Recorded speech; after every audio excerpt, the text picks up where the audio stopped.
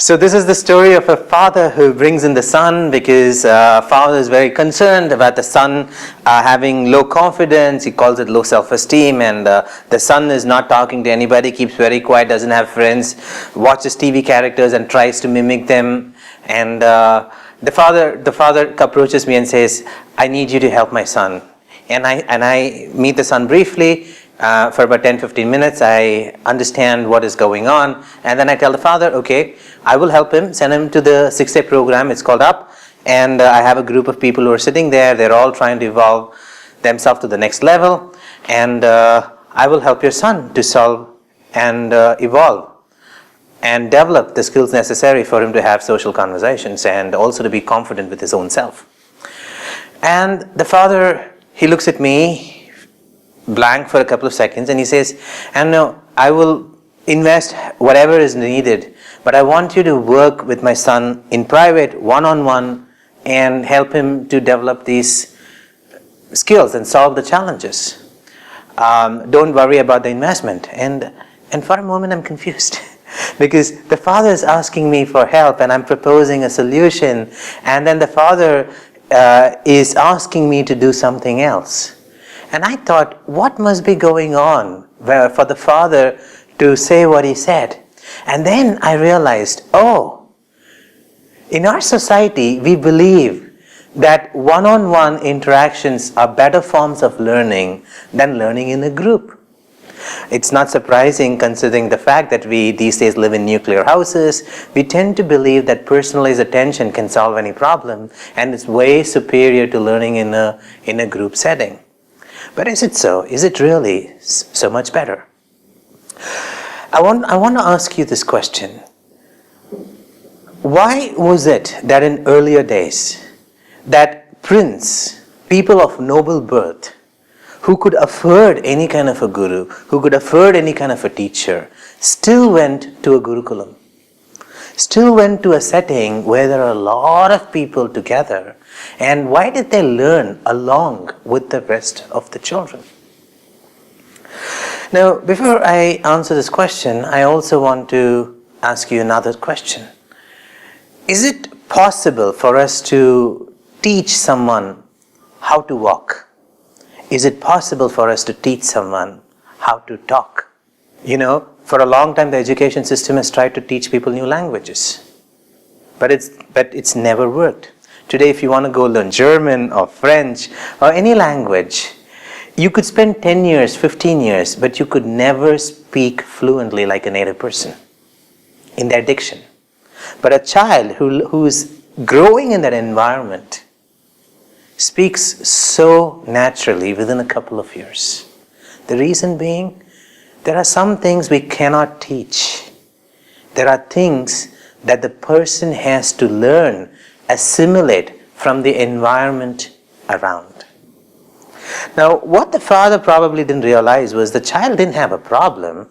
The child just didn't learn a set of things. So he probably was thinking of this like a surgery where I'm with precision, making some alterations. But the way I looked at the entire situation was there are certain behaviors that the son has learned, he needs to drop them, and in its place he has to learn new behaviors. And how do you learn new behaviors? You learn new behaviors from people around you. Now, part of how we learn to walk and part of how we learn to talk is by what is known as unconscious assimilation, which means you are put in an environment where people around you are walking, and you are given the freedom to fall, to do what you have to do, and the safety to make sure that you're alive. And then over a period of time, you pick up walking. Sometimes there have been instances where a child is left in a jungle and it grows up with a wolf. The child doesn't walk like a human being. The child moves around the forest like a wolf. So nature has given us enough examples of how we learn, how we develop new skills. And everything points to this one thing, that we learn from people around us. We learn from how people learn from us. And it may be important sometimes to give a one-on-one closed interaction, but there are a lot of things that we cannot learn unless we have a group of people around us.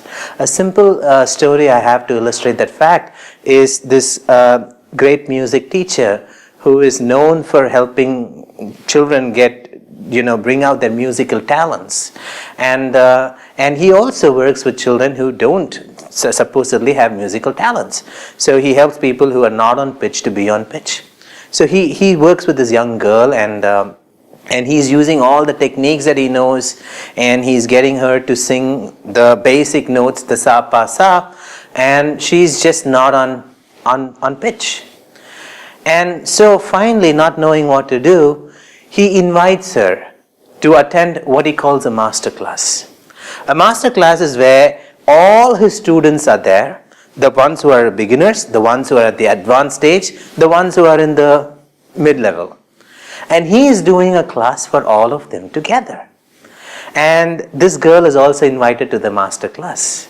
And he tells a story. He says that after that class, she started singing on the pitch. She started hitting the notes right. So what happened in this case? What the child couldn't learn from the master, she actually learned from the other students. She learned how to learn from the master by watching the other students around her. Sometimes, when people are not studying well, they have these special classes that they have, where they take all these children who are not studying well and they put them in one class. Who do they learn from? From people who are not studying well. But instead, if you put the child in an environment where there are variety of stages, someone who is super good, someone who's just picking up, then the unconscious mind of the child has the opportunity to pick up knowledge from all of them. It is said that, that in the earlier days at least, if a father is a carpenter, then the child will have some innate carpentry skills. If a father is a musician, the child would have some innate music skills. But what is also true is that it doesn't have to be the bloodline child. It can even be an adopted child. These are examples of how we learn so much from the environment around us. So when the father told me what he told me, I for a moment couldn't understand. Why would he not understand that this group setting is the best way for me to help his son really? But once I understood, he probably is come from this mindset that you have to learn things one-on-one, that is the best way to solve any problem. Then I gave him the same examples that I'm giving you now. And then his mind expanded. He got new perspective to how change can happen and how people can learn new things. So, as recommended, the father sends the son to this 6-day program where I'm having the opportunity to use storytelling to make changes in his life. So when I'm telling a story, he doesn't know I'm talking to him. He thinks I'm talking to someone else. It puts him in comfort.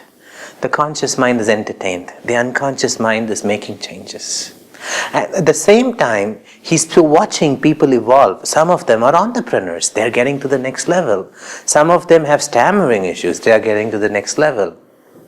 There are people who are in different levels of their learning. And this is called unconscious assimilation. He doesn't know that he's picking up these things. He goes back home, he sleeps, he wakes up, he sleeps, 2 months, 3 months. The things that the brain has assimilated slowly starts manifesting in his own behavior. The last time I met him, he didn't try to mimic anybody's voice. He spoke with confidence. He even had his head lifted up, his shoulders were broadened, and he was able to carry a conversation. But creating that environment where, in addition to the transformations that I'm helping him have, where he can unconsciously be observing, assimilating what people around him are experiencing, how they are communicating, how they are evolving, how they are learning to learn from me and from the people around them, puts him in a space that gives him an unparalleled advantage in evolving his personality over the months and years to come. Now, we all know this, right? I mean, people have different words for this. We call it exposure.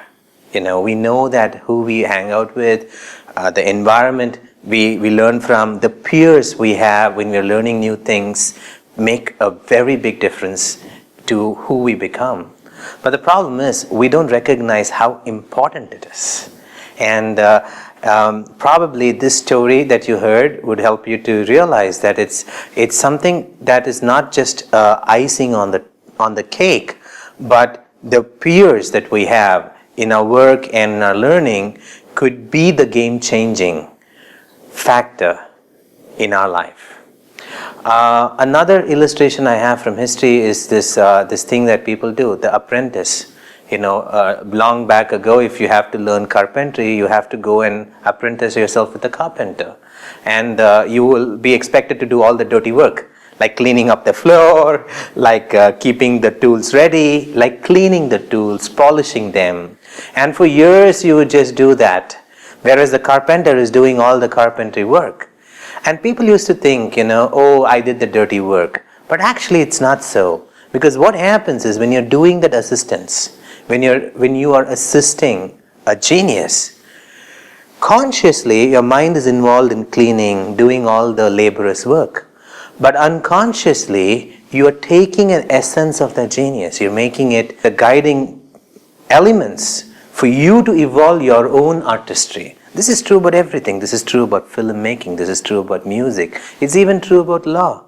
There are juniors who stay there with a senior advocate for 2-3 years, and when they go to the court, they bring that presence, that authority, as if the actual lawyer has come.